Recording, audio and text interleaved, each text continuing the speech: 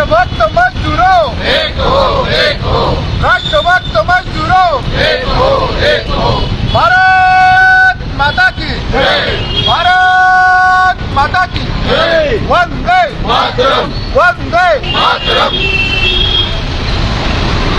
आज संपूर्ण देशभर भारतीय मजदूर संघाच्या वतीने विविध मागण्यांसाठी आंदोलन केलं जात आहे। सदर आंदोलनामध्ये ज्या काही कामगार धोरण आहे सरकारचे किंवा कामगार विषयक काही मागण्यांसाठी हे आजचं आंदोलन भारतीय मजदूर संघानं आयोजित केलेलं आहे। त्यामध्ये वेज कोड 2019, त्याचसोबत सामाजिक सुरक्षा कोड 2020 हे लागू करावे, तसेच EPS 95 जी पेन्शन योजना आहे त्यामध्ये 1000 रुपये पेन्शन सरासरी त्या निवृत्त कामगाराला दिली जाते, परंतु आजचं आपण जीवनमान बघता 1000 रुपये ही तोकडी रक्कम त्या कामगाराच्या जीवनावश्यक वस्तूंसाठी ही खूप छोटी होऊन जाते आणि त्याचसोबतच त्यांना येणाऱ्या जसं जसं त्यांचं वय वाढत जातं त्यासोबत त्यांच्या ज्या शारीरिक मानसिक गरजा आहे त्या पूर्ण करण्यासाठी ती 1000 तोकडी रक्कम होते।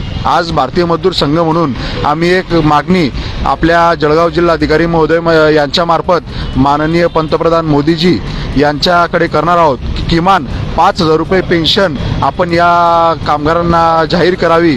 त्याचसोबत आयुध निर्माणी कर्मचारी यांना प्रसार भारती मॉडेल लागू करावं, तसेच अंगणवाडी सेविका आशा कर्मचारी यांना सेवेत कायम करावं। त्याचसोबत घरेलू कामगार महिला आहे ज्या दुसऱ्याच्या घरी धुणे भांडे करायचं काम करतात त्या महिलांसाठी ज्या योजना राज्य सरकार राबवत असतं त्या योजनांचा लाभ ते पूर्णपणे त्या महिलांना मिळत नाही, त्या योजनांसाठी।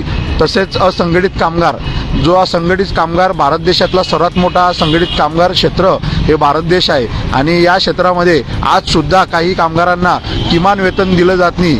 तसेच शासनाच्या वतीने सुद्धा किमान वेतनाचं धोरण जाहीर करून सुद्धा तशी व्यवस्था संपूर्ण ती खाली ते प्रशासन राबवत नसतं आणि त्या कामगारांना किमान वेतनामध्ये जी रक्कम दिली जाते ती खूप छोटेखानी आहे। त्यासाठी किमान वेतन निश्चित करून सर्व कामगारांना निदान त्यांच्या जीवनावश्यक गरजा पूर्ण करण्यासाठी त्या वेतनाचा लाभ देण्यासाठी सरकारने पावले उचलावीत।